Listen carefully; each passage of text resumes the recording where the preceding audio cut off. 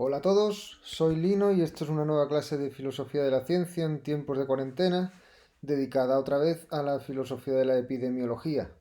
No nos vamos a centrar en la filosofía de la enfermedad o la filosofía de la muerte, ni tampoco en análisis políticos o económicos o biopolíticos o geopolíticos. Todo eso es muy importante, pero aquí de lo que se trata, porque estamos en una asignatura de filosofía de la ciencia, es de intentar profundizar un poco más en algunos problemas filosóficos suscitados por la ciencia y práctica epidemiológicas. Preguntas como cómo se distingue de la medicina clínica, cómo define su objeto, cómo consolida su saber, o sea, cómo sabe lo que sabe, cuáles son sus métodos y sobre todo qué importancia práctica tiene. Ya hablamos en la clase anterior de la diferencia entre la epidemiología y la medicina clínica destinada a la salud del cuerpo individual, pero también de la biología molecular que estudia virus, células, bacterias, porque, como dijimos, la epidemiología trata con poblaciones y con factores de riesgo para contraer una enfermedad u otra. Lo que quiero hoy subrayar es que esto sitúa la epidemiología en un punto intermedio entre las ciencias biológicas y las ciencias humanas. Esto se ve, por ejemplo, en los países más exitosos en retrasar el contagio masivo, además de controlar del coronavirus, además de controlar fronteras y movimientos, lo que han hecho es seguir individualmente a los contagiados y sus movimientos y sus relaciones, sus amigos, sus redes, sus familias, y esto es lo que hacen las ciencias humanas y animales, estudiar el comportamiento.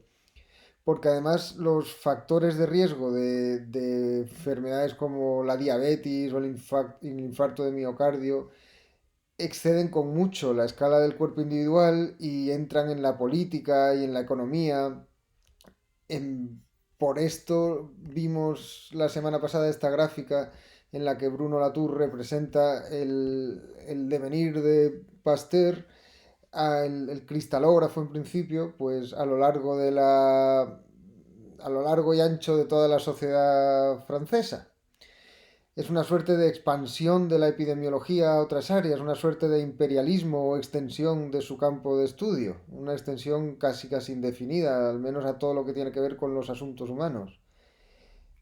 Cuando grabo este vídeo, acordaros, aproximadamente el 50% de la humanidad de los 7.000 millones tiene al menos teóricamente algún tipo de restricción de movimientos.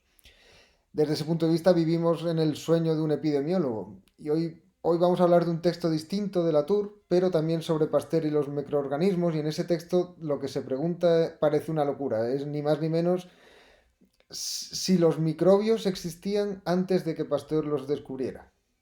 Pero por favor, tened paciencia, veréis que al introducir esa locura, pues se plantea algún tema interesante. Si no habéis leído el texto o no queréis leerlo, pues no hace falta tampoco para seguir el vídeo porque lo vamos a resumir. Antes de entrar de todas maneras en el texto particular de Latour, me interesa recordar el caso de Jon Snow que vimos en la primera clase de epidemiología y la epidemia de cólera de Londres que logró parar alrededor de 1830. 30 años antes de que el patógeno de la cólera, el bacilo, se aislara. Y en la imagen de lo que se habla, de hecho, en esta imagen es de una sopa de monstruos. O sea, que los microorganismos no están identificados en ese momento, pero es suficiente para que Jon Snow sí que identifique la fuente de agua contaminada a través de un método que incluía, pues lo dicho, encuestas, sociología, economía, y hoy en día, pues los epidemiólogos muchas veces lo que miran es cuántas horas se pasa la gente en Internet, con el Big Data de Google se pueden hacer auténticas maravillas inimaginables antes, pero que consiste en el estudio de poblaciones. Y esto lo quería recordar hoy porque tiene que ver con el significado de las causas. El objetivo de la epidemiología en principio no es describir, sino influir, como las tecnologías. Por eso hay autores como Anna Stein de la Autónoma de Barcelona que la agrupan en lo que llaman las ciencias del diseño, como puede ser la ingeniería también. Y de esto habla ella en una entrevista con David Teira que etiqueto arriba. Pero para poder actuar en el mundo, dicen los epidemiólogos, hay que hablar de causas. Y ahí entran las broncas entre inductivistas y deductivistas que vimos en la primera clase. Pero el caso es que esto se olvida a veces, la epidemiología trabaja con diferentes tipos de causas, o más bien hay diferentes tipos de causas importantes para la epidemiología. Por ejemplo, hay las causas del primer contagio humano del coronavirus. Si es un pangolín, si es un murciélago, bueno, incluso las teorías más conspiranoicas, si ha sido creado en un laboratorio. Todo esto es importante, sobre todo para prevenir el siguiente virus, pero para el estudio de cómo se propaga este, pues no es tan importante.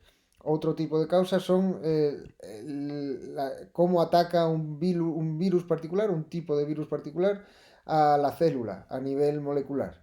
O más bien qué mecanismos y reacciones químicas, pues esto es muy importante saberlo para la búsqueda de retrovirales, para la búsqueda de vacunas. Pero de nuevo, tampoco es imprescindible para el estudio epidemiológico propiamente dicho en cuanto determinantes de las probabilidades de unas poblaciones de contagiarse. Es interesante de todas maneras en esta escala del virus ver cómo continuamente nos deslizamos a un lenguaje antropomorfo, zoomorfo, según el cual al virus le interesa tal o cual estrategia. Por ejemplo, no matar al portador, por lo que sucesivas generaciones van siendo menos agresivas. En realidad, como sabemos, lo que ocurre es que unos sobreviven más que otros. Unos virus con unas mutaciones sobreviven más que otros, pero este tipo de causalidad tiene más que ver con la genética de poblaciones y la biología evolutiva más que propiamente con la epidemiología, que como se digo, a lo que se dedica es a la propagación de una epidemia en diferentes poblaciones y en la población mundial. Acordaos también de que hablamos de Koch y el que es el descubridor del bacilo de la tuberculosis y también de la vacuna contra la tuberculosis, que defendía una causalidad determinista en la que la presencia del patógeno fuera necesaria y suficiente para determinar si la enfermedad. Esto puede valer para algunas enfermedades y en la escala del organismo individual, pero a nivel de poblaciones vimos que Rodman y otros favorecían la multiplicidad de causas, factores de riesgo sobre todo y cálculo de probabilidades. La situación es parecida a otro texto que leímos en otra clase sobre Boltzmann y el nacimiento de la mecánica estadística. Aunque Boltzmann tenía una ontología atomista y determinista, reconocía que en física de partículas, donde no se pueden seguir las trayectorias individuales, lo que importa es el estado conjunto, el estado del conjunto de partículas, y que por ello la segunda ley de la termodinámica solo se podía estudiar de modo probabilista, y para esto tomó los métodos de Maxwell aplicado a la dinámica de gases, representado con el demonio de Maxwell. Es decir, que la discusión sobre la causalidad no se puede limitar a la estructura de dos polos, a una causa A y B, puesto que esto lleva a porías de la inducción que ya hemos visto cuando vimos a Hume. La causalidad más bien es el cambio de una totalidad X de un estado A un estado B. Y este cambio es justo lo que se quiere explicar. Esta teoría trimembre de la causalidad la propone Gustavo Bueno, pero es también se parece a la llamada de Broadbent, de quien hablamos brevemente la semana pasada, y otros filósofos de la epidemiología, abandonar o dejar, no dar tanta importancia a la polémica de la inducción y la deducción en causalidad y centrarse más bien en procesos de explicación de cambio. Es decir, que más que imponer restricciones lógicas a la, a la epistemología, lo que debe tratar de hacer la epistemología naturalizada, como vimos, es entender la práctica. En la clase sobre Quine hablamos de epistemología naturalizada. Es la filosofía de la ciencia, en este caso epidemiológica, pues tiene que mirar lo que hacen los epidemiólogos, las prácticas epidemiológicas. Que la más de las veces no es contrastar teorías, sino realizar encuestas, definir grupos, seleccionar cohortes para comprobar medicamentos, analizar condiciones ecológicas, calcular tasas de transmisión y estadísticas de probabilidad de contagio, y realizar modelos matemáticos con proyecciones que ayudan a definir políticas públicas, medidas concretas y reparto de recursos. Otra cosa que hacen los epidemiólogos es leer estudios, leer y publicar estudios propios. En The Lancet, que es la revista médica británica más importante seguramente, pues hay ya cientos de artículos desde enero hasta ahora sobre el coronavirus. Sobre el coronavirus. Este de aquí es del 31 de enero del 2020, autores chinos y también de otros lugares, avisando de la que venía, digamos, de la potencia del virus, de su rapidez de contagio y de sus posibles consecuencias locales, globales, quiero decir. Lo digo por la próxima vez que os digan que no se podía saber, pues les mandáis el enlace que voy a poner también aquí en YouTube y ahí está. Esto de leer y escribir, por cierto, no es trivial. Aproximadamente el 30% de medicina, de los artículos que se publican sobre medicina, son de epidemiología. Y dado su interés para la salud pública, pero también su interés económico para las farmacéuticas y los sistemas públicos de salud, pues entender cómo están hechos los estudios y juzgarlos críticamente es parte del trabajo del epidemiólogo. Ver que no haya fraude, que el sesgo esté controlado, que los resultados sean aplicables a poblaciones distintas de las del estudio inicial, etcétera. Mi padre, Joaquín Camprubí, era médico y aunque no epidemiólogo, pues dedicó muchos años a la salud pública y a la difusión crítica de medicina basada en la evidencia, o también llamada medicina basada en los hechos, que trata precisamente de hacer el mejor uso posible de los estudios clínicos para la medicina clínica individual, pero también para las políticas públicas. Esta clase, si me permitís, va dedicada a su memoria. Volviendo a los modelos matemáticos, desde hace unas décadas los modelos permiten simular por ordenador diferentes escenarios posibles. Desde hace unas décadas, desde que están los ordenadores disponibles. Este vídeo de aquí, por ejemplo, lo hace para el coronavirus. Vamos a ver si lo podemos ver. That that's going to slow down the spread. But what if, despite mostly staying away from each other, people still occasionally go to a central location, like a grocery store or a school? Also, what if you're able to identify and isolate the cases? And if you can, what if a few slip through, say because they don't show symptoms so they aren't tested? How does travel between separate communities affect things? And what if people avoid contact with each other for a while, but then they kind of get tired and stop?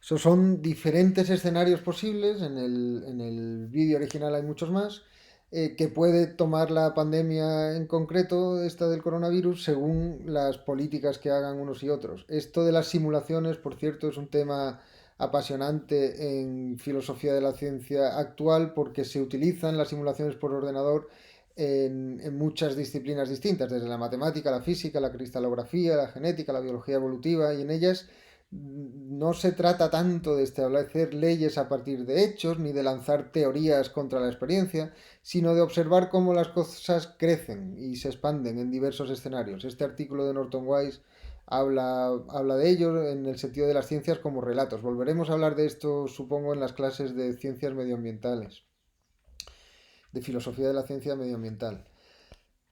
Estos temas y otros merecen análisis, estas prácticas epidemiológicas mucho más profundos. Hoy lo que vamos a hacer es utilizar una discusión sobre gérmenes para hablar de un problema central a la filosofía de la ciencia y que tiene que ver con lo que hemos venido discutiendo en las clases anteriores de la relación entre la teoría y la experiencia y del sujeto y el objeto.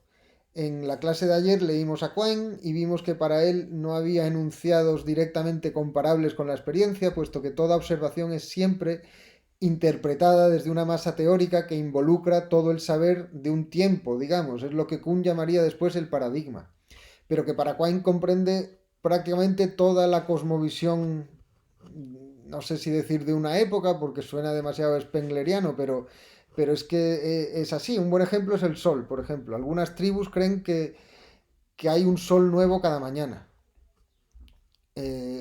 Claro, ya es un paso importante cuando los seres humanos identifican el mismo sol con el mismo referente, el sol de cada día con el mismo referente.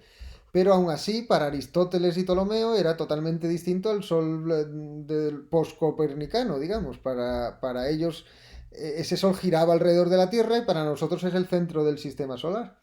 Por supuesto, no hay un relativismo, una inconmensurabilidad, como llega a decir Kuhn, sino que nuestro conocimiento es más firme que los anteriores. pero de lo que se trata es de que es un buen ejemplo de cómo una experiencia concreta no es nada sin una experiencia tan concreta como ver el sol salir por las mañanas, no es nada sin una red de teorías y de hechos. Y por eso dice Quine esta frase que vimos el otro día, de que la ciencia es una prolongación del sentido común que consiste en hinchar la ontología para simplificar la teoría. Esto lo que significa, si lo llevamos a sus consecuencias, es que hay objetos cuya realidad no depende de experiencias directas, sino del cuerpo entero del saber, y su existencia es simplemente más probable que la de los dioses ópticos, como vimos, como Ares, o la de los unicornios. Esto podría llevar al relativismo, o al escepticismo, o al problema de la inconmensurabilidad. Quine es empirista y la experiencia juega un papel de juicio, de piedra de toque de todo el sistema en su conjunto. Y no solo una experiencia, sino muchas experiencias de muchos enunciados que están entre sí entrelazados. Claro, ¿qué pasa? Que el giro hermenéutico y moderno de poco después de Quine, ya de los 60 y 70, de la teoría continental, se parece mucho a lo de Quine, pero despreciando las ciencias, muchas veces en exceso y abrazando un constructivismo radical.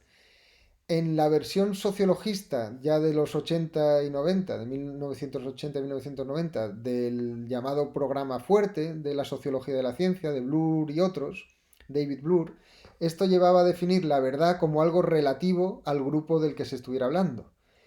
Y el apogeo de las broncas entre realistas y relativistas pues ocurrió en los 90, por ejemplo con el asunto Sokal, del que ya si acaso hablaremos otro día.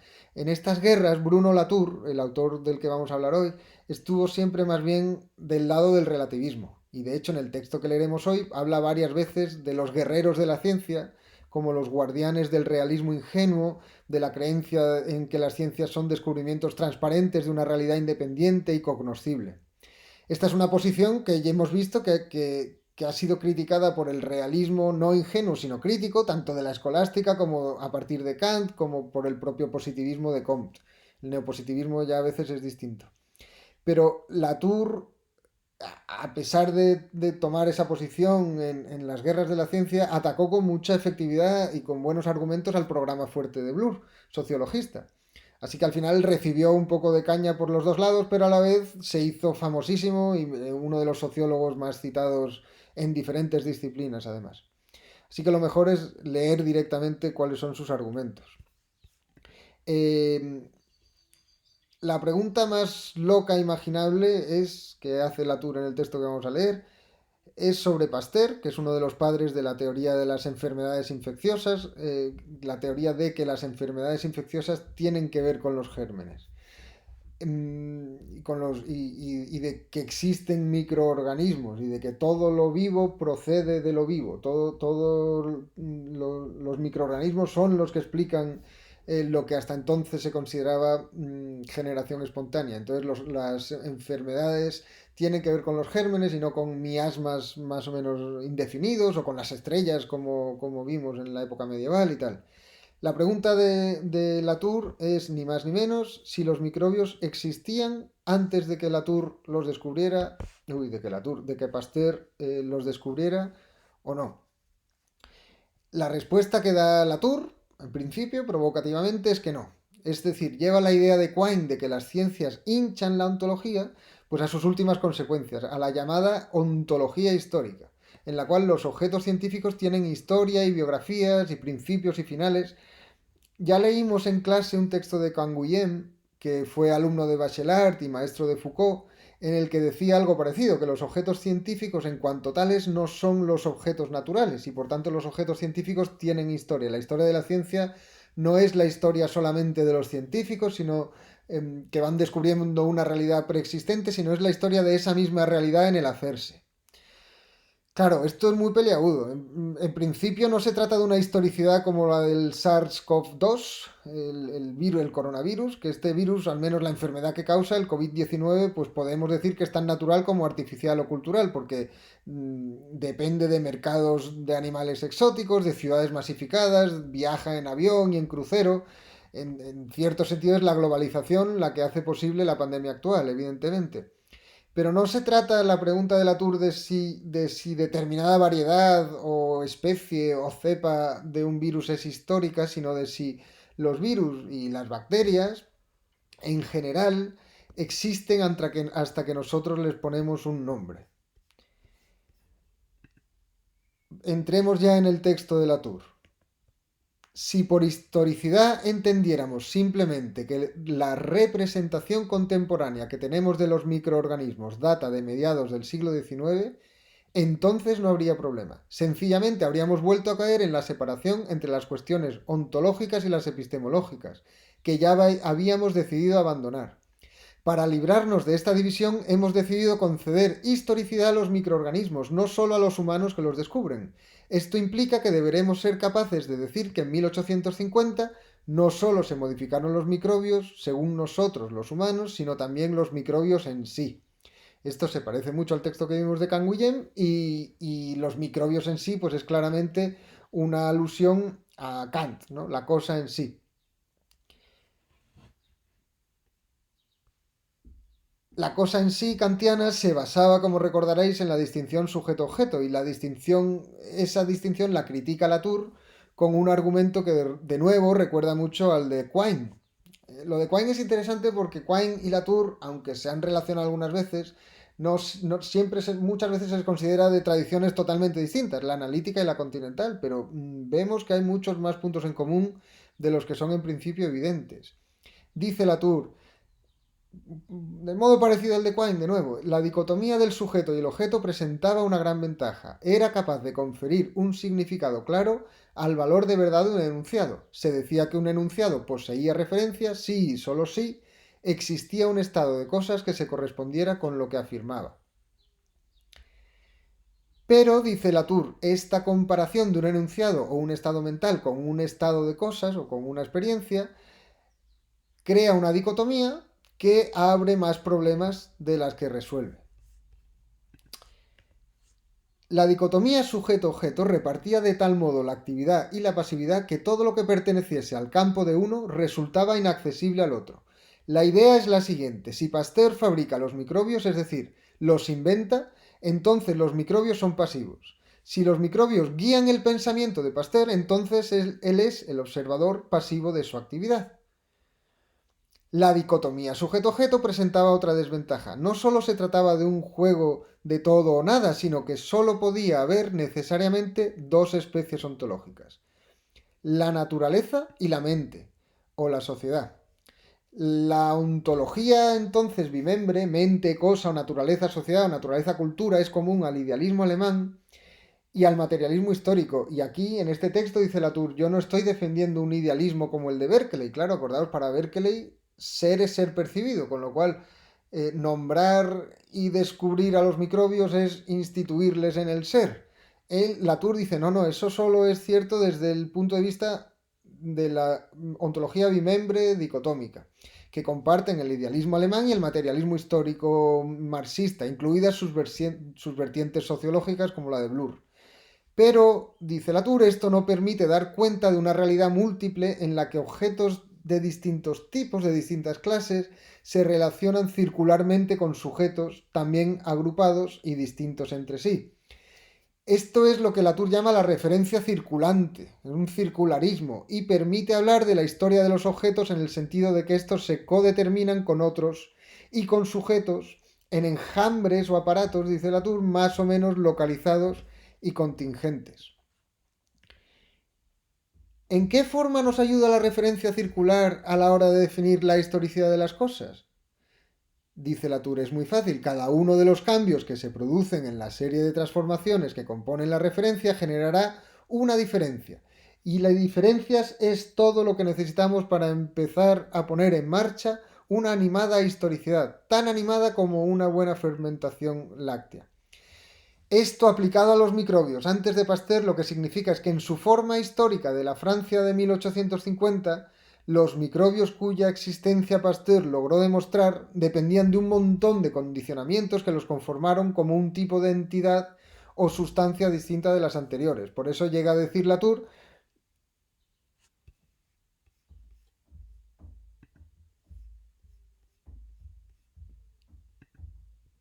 que el fermento, que había sido una serie de atributos, había comenzado a ser una serie de atributos que van uniéndose entre sí, convergiendo en una especie de red cada vez más densa, pues dice, ha terminado convirtiéndose en una sustancia, en una cosa provista de límites claros y de nombre, un objeto robustecido que se ha transformado en algo más que la mera suma de sus partes.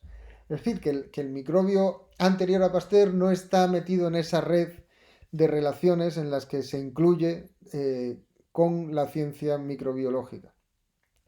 Por eso, como vemos, la palabra más adecuada para designar una sustancia es institución. Claro, institución es una palabra en principio antropológica o histórica. Al decir esto Latour, pues está diciendo que los microbios tienen un principio y un final. Y además dice un final, ¿por qué? Porque las entidades científicas no se quedan tal cual una vez descubiertas, sino que van a su vez sumándose a otras, incluyéndose en redes cada vez más amplias, más densas, con más relaciones con otras entidades que van apareciendo nuevas. Por ejemplo, dice Latour, 40 o 50 años después de Pasteur, las enzimas, que transformaron de nuevo lo que Latour pensaba que sabía sobre los fermentos. Pero claro, esta se transforma lo que Pasteur sabe o transforma la realidad misma, transforma los microbios o transforma la imagen o la representación que tienen los seres humanos de los microbios. Esta provocación llevó a Latour al extremo en un artículo que hay en otro libro, que es Biografías de objetos científicos, que por cierto está disponible en español, mm, y que es un libro muy interesante, no solamente por el artículo de Latour. De hecho hay gente que piensa que el artículo de Latour es lo peor del libro, pero más allá de esa opinión, en ese capítulo Latour defiende que Ramsés II no pudo morir de tuberculosis porque el bacilo de Koch no había sido descubierto en el milenio segundo antes de Cristo. Solo habría muerto de tuberculosis una vez que le hicieron la autopsia en un laboratorio francés, en cuyo contexto sí había lugar para el bacilo de Koch, entre otras soluciones, aparatos, reacciones, etcétera. Por cierto, esta imagen que tengo aquí es verídica, es el pasaporte que hubo que hacer, que el gobierno egipcio tuvo que hacerle a Ramsés II para poder viajar a Francia. Viene su profesión, viene su edad de muerte aproximada para poder viajar a Francia, porque la ley francesa dice que cualquier cadáver humano, vivo o muerto, o sea, cualquier ser humano vivo o muerto, en forma cadavérica o no, tiene que llevar el pasaporte. Claro, el argumento de Latour, por ejemplo, vamos a pensar en la crisis actual del coronavirus. Significa más o menos que hasta que no te hagan el test, tú no tienes el virus. Que es un poco, de nuevo, volviendo al doctor Nock o el triunfo de la medicina. Un hombre sano es un hombre insuficientemente examinado. O sea, tú eres sano, tú no tienes el test hasta que no te hacen no tienes el virus hasta que no te hacen el test. Esto, por cierto, parece que muchos gobiernos asumen que es cierto. En Yemen y Corea del Norte no hay ningún caso. Igual que en Irán hace un par de años decía el presidente que no había homosexuales, pues esto es lo mismo. No, no, no hay ningún caso oficialmente. Claro, como sabéis, el número de diagnosticados o de aceptados como contagiados cambia tanto cambian las predicciones de la tasa de contagio como la proporción, el porcentaje de muertos con respecto al denominador, con respecto a los enfermos totales. Y claro, en España llevamos 11.000 muertos oficiales, así que la cosa no es para bromear y claro, esto de la Tour, desde ese punto de vista, pues es una butad. Y de nuevo, Latour en ese mismo artículo matiza y dice, no, bueno, en realidad lo que quiero decir es que hasta que el bacilo no entra en esa red del laboratorio francés para hacerse la autopsia y es reducido a los términos de la microbiología, con sus aparatos, signos y teorías correspondientes, pues no se puede decir que la bacteria haya matado a Ramsés, ¿vale? Eso sí que es aceptable y eso sí que se parece más a la tesis real del artículo que estamos leyendo hoy, que dice, la fermentación ha vivido ya otras vidas con anterioridad a 1858 y en cualquier parte del mundo, pero su nueva concrescencia, o sea, su forma concreta en la que Pasteur lo descubre, eh, es una vida única, histórica por tanto, que Pasteur y su laboratorio brindan con fecha y localización concretas, ¿vale? Eso lo podemos aceptar y abre algún problema interesante, pero antes de entrar en qué problemas interesantes abre, hay que decir que es la ambigüedad propia de Latour, que le granjea muchos enemigos y a la vez muchos seguidores porque empieza con una provocación y luego dice que no, que en realidad no piensa eso. Y al final es imposible atacarle porque defiende una cosa y la contraria. Yo le conocí en un congreso de Singapur en el 2016, en el que Javier Perejara y yo organizamos con él una mesa redonda y estuvo muy interesante, pero le pinchamos un poco sobre ontología, sobre qué es esto del enjambre, sobre ontología plana, porque él dice que bueno, que los humanos y no humanos son todos actantes y que no conviene ir a hablar de cuestiones ontológicas con presuposiciones o vamos, que básicamente renuncia a cualquier tipo de clasificación en favor de una ontología plana. Y cuando le pinchamos un poco, nos dice, no, no, no, pero yo soy un simple sociólogo, no un metafísico. Y luego comimos juntos él y yo y le pregunté, digo, ¿cómo puedes ser católico? Había dado una charla él muy buena, una conferencia plenaria sobre el cambio climático, tal. Digo, por cierto, lo del cambio climático, Latour pasó de ser uno de los exponentes del relativismo, aunque siempre con ambigüedades, desde luego no sociologista, ahora, bueno, cuando lo de Greta dijo que era una profeta de la ciencia y hace conferencias diciendo que la ciencia para arriba, la ciencia para abajo, ahora mismo ha dicho que en la lucha contra el cambio climático conviene desterrar cualquier tipo de dudas, en plan políticas de la administración Trump y todo eso, y abrazar la ciencia. Es esta ambigüedad siempre de la turca. Al final dice, bueno, pues según la conveniencia política eres una cosa o la contraria. Esa es su filosofía de la ciencia. Comiendo con él le dije, bueno, dio una charla muy buena sobre el cambio climático y la geoingeniería. Y entonces habló un poco de imposibilidad del diseño inteligente, imposibilidad de providencia, imposibilidad de monismo de la realidad. Entonces le digo, a ver, con estas cosas que has dicho, no puedes ser católico, porque él es católico. Digo, entonces no entiendo por qué sigues diciendo, por qué de vez en cuando te presentas como católico. Dice, no, hombre, no, pero yo no soy católico de esos de creer en supercherías de estas como la providencia o la omnipotencia o el diseño inteligente. Digo, coño, que son supercherías que por otro lado son la base del cristianismo, le dije yo. Digo, con lo cual, que eres católico entonces en un sentido social, de que tu tradición es católica, pero tú no crees en Dios, en la iglesia. Dice, no, no, no, hombre, yo he estudiado teología y yo escribo sobre teología, pues yo soy católico teólogo, vamos. Yo, pero vamos a ver, no es el Dios creador de Santo Tomás. Y dice, hombre, no, no, hombre, no, a mí no, me decía, a mí no, ¿por quién me tomas?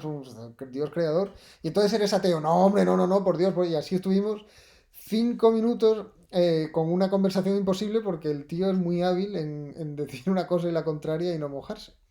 Pero, como decía, estas provocaciones de Latour son muy útiles para pensar algunos problemas importantes de la historia de la ciencia, de la historia de la ciencia y de la filosofía de la ciencia.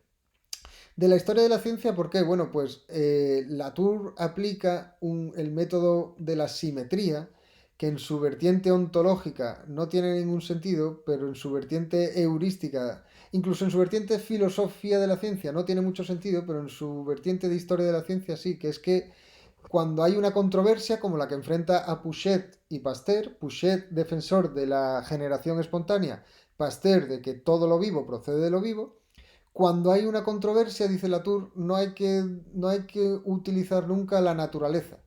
La naturaleza misma no está del lado ni de uno ni de otro. ¿Por qué? Pues porque hasta Pouchet todos los fenómenos relevantes en ese campo se atribuían a la generación espontánea y todo el mundo vivía muy bien con eso.